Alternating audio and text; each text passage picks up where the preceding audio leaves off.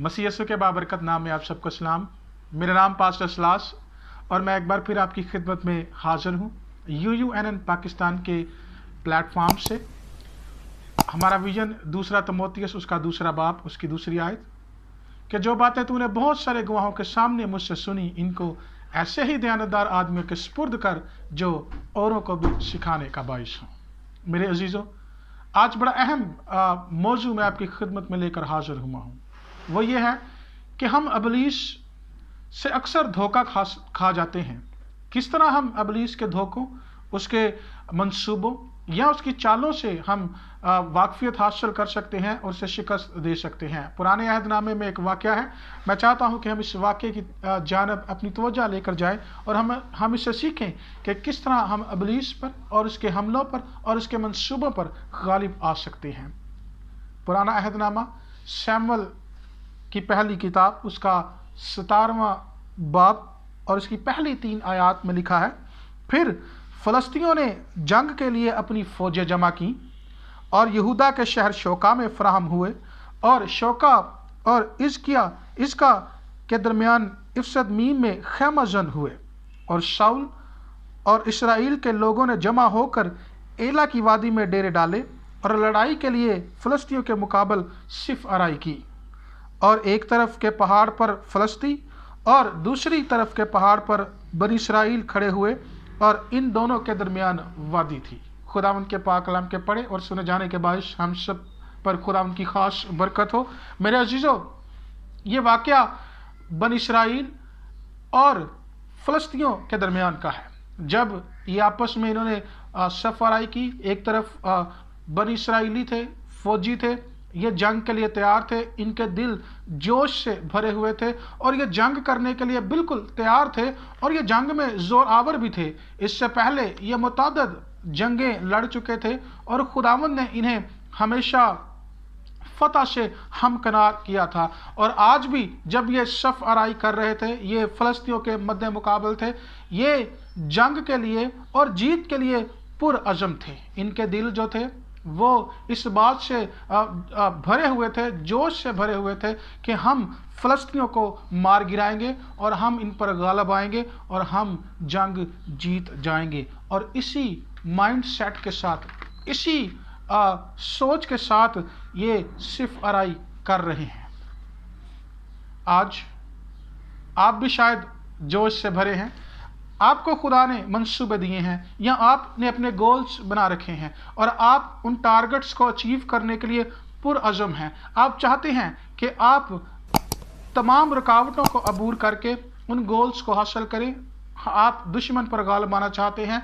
आपको जो ऑब्स्टेकल्स अपनी ज़िंदगी में दरकार हैं, आप उन पर गालिब आने के लिए पुरअज़म हैं और आप बिल्कुल तैयार हैं, क्योंकि माजी में भी आप फतहमंद हो चुके हैं। बिल्कुल इसी तरह जिस तरह यहाँ पर बनी इस्राएल और उसकी फ़ौजें तैयार हैं, वो लड़ने के लिए तैयार हैं, वो सिफ आराई कर चुके हैं, वो फ़लस्तियों के मद्दे मुकाबल आना चाहते हैं।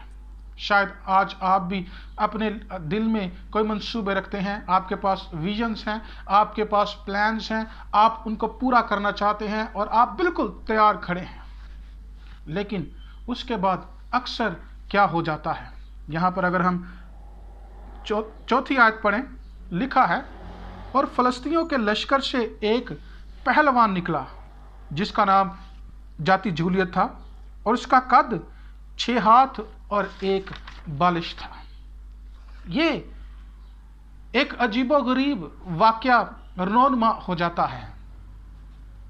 फौजें बनी इस्राएली वो तैयार हैं, लेकिन अचानक से फ़लस्तियों के बीच में से एक पहलवान जिसका नाम जाती जूलियत है वो निकल आता है और सारी फौज जो है वो खौफ का शिकार हो जाती है।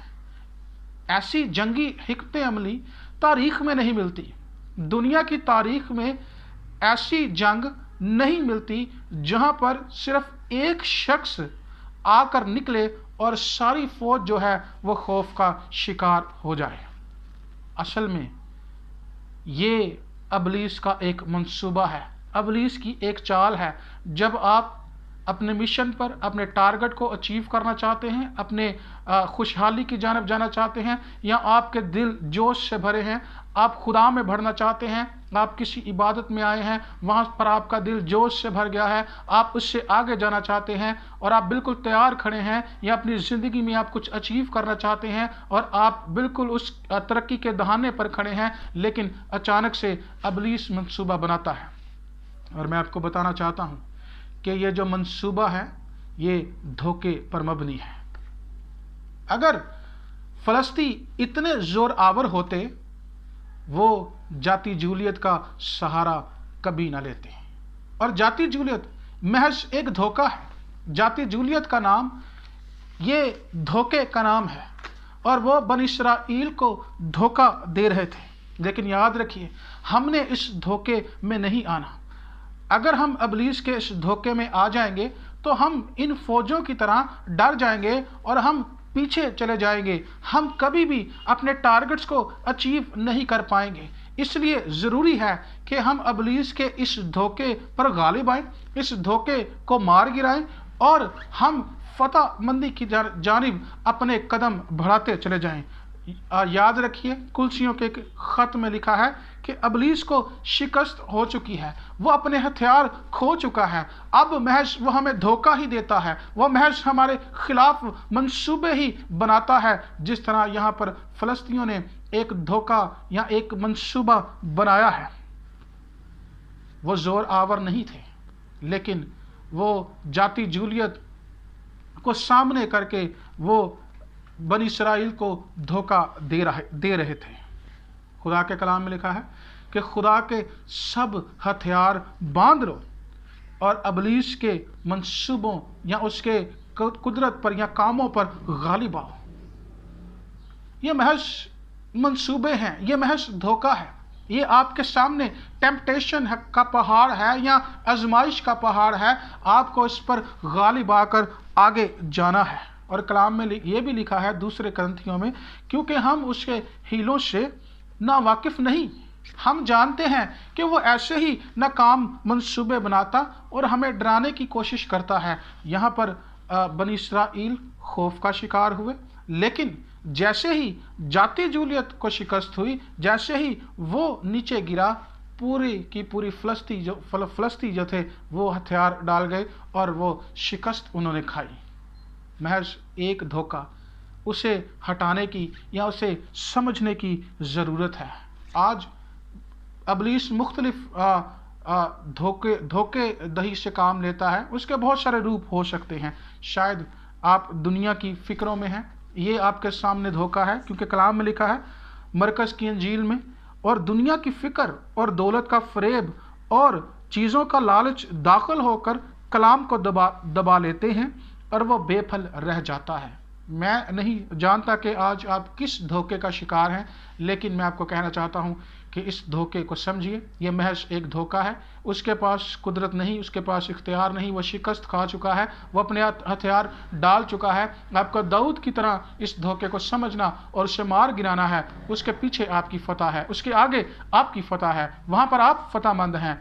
आइए मेरे अजीज़ों, अपनी ज़िंदगियों में आगे बढ़िए और इब्लीस के धोखों पर गालिब आइए। उसके हीलों बहानों से नावाकिफ ना रहें, बल्कि उसे जानिए और ये भी समझिए कि इब्लीस जो है वो शिकस्त खुर्दा है और वो महज हमें धोखा ही दे सकता है। अगर वो आज आपको धोखा दे रहा है तो आइए उसके धोखे को जानिए और कलाम से और उसकी कुदरत से और खुदा की कुदरत से उस पर गालिब आइए और आगे बढ़िए। खुदा आपको बरकत दे।